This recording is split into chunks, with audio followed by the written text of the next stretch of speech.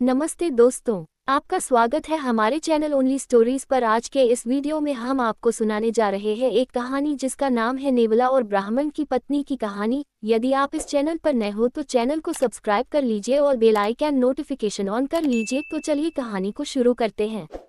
बरसों पुरानी बात है, एक गाँव में देवदत्त नाम का ब्राह्मण अपनी पत्नी देवकन्या के साथ रहता था। उन दोनों की कोई संतान नहीं थी। आखिरकार कुछ वर्षों के बाद उनके घर प्यारे से बच्चे ने जन्म लिया। ब्राह्मण की पत्नी अपने बच्चे को बहुत प्यार करती थी। एक दिन की बात है, ब्राह्मण की पत्नी देवकन्या को अपने घर के बाहर नेवले का छोटा सा बच्चा मिला। उसे देखकर देवकन्या को उस पर दया आ गई और वो उसे घर के अंदर ले गई और उसे अपने बच्चे की तरह ही पालने लगी। ब्राह्मण की पत्नी बच्चे और नेवले दोनों को अक्सर पति के जाने के बाद घर में अकेला छोड़कर काम से चली जाती थी। नेवला इस दौरान बच्चे का पूरा ख्याल रखता था। दोनों के बीच का अपार स्नेह देखकर देवकन्या बहुत खुश थी। एक दिन अचानक ब्राह्मण की पत्नी के मन में हुआ कि कहीं यह नेवला मेरे बच्चे को नुकसान न पहुंचा दे। आखिर जानवर ही तो है और जानवर की बुद्धि का कोई भरोसा नहीं कर सकता। समय बीतता गया और नेवला और ब्राह्मण के बच्चे के बीच का प्यार गहरा होता गया।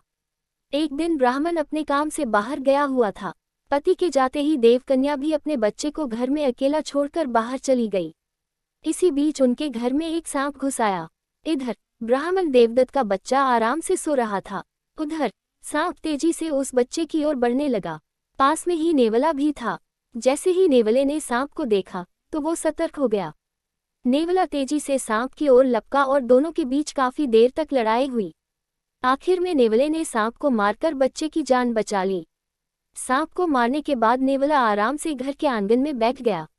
इसी बीच देवकन्या घर लौट आई। जैसे ही उसने नेवले के मुंह को देखा तो वह डर गई। नेवले का मुंह सांप के खून से लथपथ था, लेकिन इस बात से अनजान देवकन्या ने मन में कुछ और ही सोच लिया। वो गुस्से से कांपने लगी। उसे लगा कि नेवले ने उसके प्यारे बेटे की हत्या कर दी है।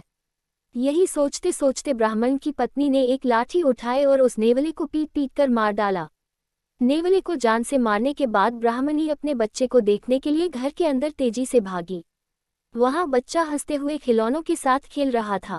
इसी दौरान उसकी नज़र पास में मरे पड़े सांप पर गई। सांप को देखते ही देवकन्या को बहुत पछतावा हुआ। वो भी नेवले से बहुत प्यार करती थी, लेकिन गुस्से और अपने बच्चे के मुंह में उसने बिना कुछ सोचे समझे नेवले को मार दिया था। अब ब्राह्मण की पत्नी जोर जोर से रोने लगी, लेकिन तब तक बहुत देर हो चुकी थी। उसी समय ब्राह्मण भी घर लौट आया। वो पत्नी की रोने की आवाज सुनकर दौड़ता हुआ घर के अंदर गया। उसने पूछा, देवकन्या तुम क्यों रो रही हो, ऐसा क्या हो गया? उसने अपने पति को सारी कहानी सुना दी। नेवले की मौत की बात सुनकर ब्राह्मण देवदत्त को बहुत दुख हुआ। दुखी मन से ब्राह्मण ने कहा, तुम्हें बच्चे को घर में अकेले छोड़कर जाने और अविश्वास का दंड मिला है। कहानी से सीख, बिना सोचे समझे गुस्से में आकर कोई काम नहीं करना चाहिए। साथ ही विश्वास की डोर को कभी शक की वजह से टूटने नहीं देना चाहिए। यदि आपको कहानी अच्छी लगी तो चैनल को सब्सक्राइब करें और लाइक और कमेंट करना न भूलें।